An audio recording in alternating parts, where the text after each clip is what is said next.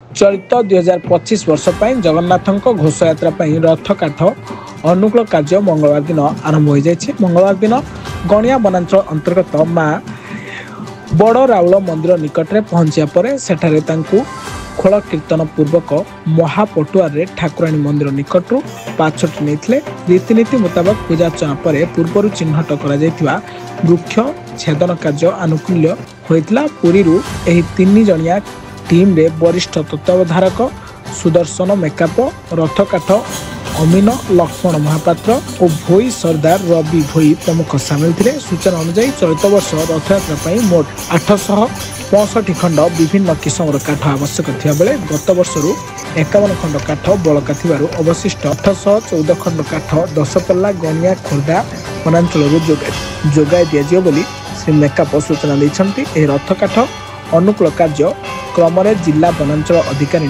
क्षमा षडंगी, दशपल्ला वनांचल अधिकारी सुदर्शन देहुरी, गणिया वनांचल अधिकारी सुमन माझी अन्य वन कर्मचारी मैंने उपस्थित रही त्वरान्वित करने सह बहु स्थानीय श्रद्धालु उपस्थित। खबर दे देबा की जय जगन्नाथ। ललित नारायण दास सर्वभारतीय साधु संत सम्मेलन संगठक सभापति। आज पुण्य पवित्र दिवस एई दिवस रे ओडिशार इष्ट देवता जगन्नाथ महाप्रभुंकर 2025 नंदीघोष रथ यात्रा आवश्यक रथ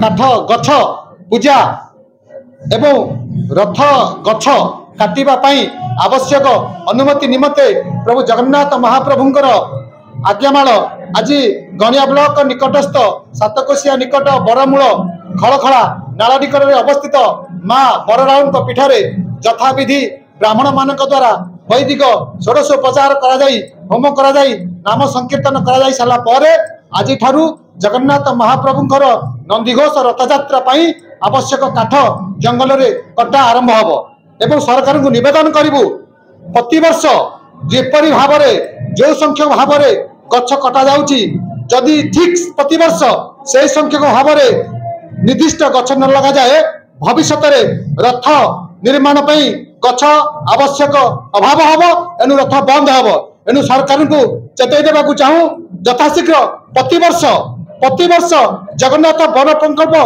करा जाऊ एवं प्रतिवर्ष जगन्नाथ उद्देश्य गछ लगा जाऊ। जय जगन्नाथ। वर्ष महाप्रभु जगन्नाथ रथ निर्माण निमंते 814 खंड काठर आवश्यकता अच्छी। गत वर्ष ठारू आम पाखे 51 खंड काठ बलका थिला। 865 खंड काठ रथ निर्माण व्यवहार करा जाय एवं कंचा काठ मध्य 100 गोटी व्यवहार करा जाय। एथि निमंते आमे गत काली श्रीमंदिर माळ महाप्रसाद लागी लुगा पतनी खंडुआ इत्यादि आनी आमे नयागढ़ गस्तर आसीलु। सेठारु आज वर्तमान माँ बड़राउ ठाकुर पहुँचलु। एठारे वर्तमान पूजार्चना करा जाउछि। ए पूजार्चना शेष पर महाप्रभु रथ निर्माण पे आवश्यक थिबा काठ तनखी करा जिवो एवं गछकटा आरंभ हेबो एवं पर्यायक्रमे रथ खड़ा एवं कर्तकल जाई काठ पहुँचो एवं सरस्वती पूजा पूर्व 2टी रथ काठ जाई श्रीमंदिर रथखड़ा ठारे पहुँचो। सरस्वती पूजा दिन 12 फुटियार 3 गोटी धौरा काठ सेठारे पूजार्चना करा जिवो एवं श्रीराम नवमी तिथि महाप्रभु करतकल काठ चिरट अनुकूल हेबो एवं अक्षय तृतीया दिवस महाप्रभु रथ निर्माण कार्य आरंभ हो। 2021 मसीह रोहिणिया ब्राह्मण सारे गोटे रथ फासी गछ काठ चिन्हट कराइछना कि आज पद कटा जाय नै 3 वर्ष कोन कले से संपर्क से वन विभाग स्थिर करेंगे से काठ उपयुक्त कि नहीं से देखिए आमको डकइबे आम तनखी करूँ जदि उपयुक्त हो से काठ तनखी करके पताका बंधा पूजा करके से काटी नथिबे कौन से कारण वन विभाग काटी नथिबो से कथा आम कहीपर से वन विभाग दायित्व से सब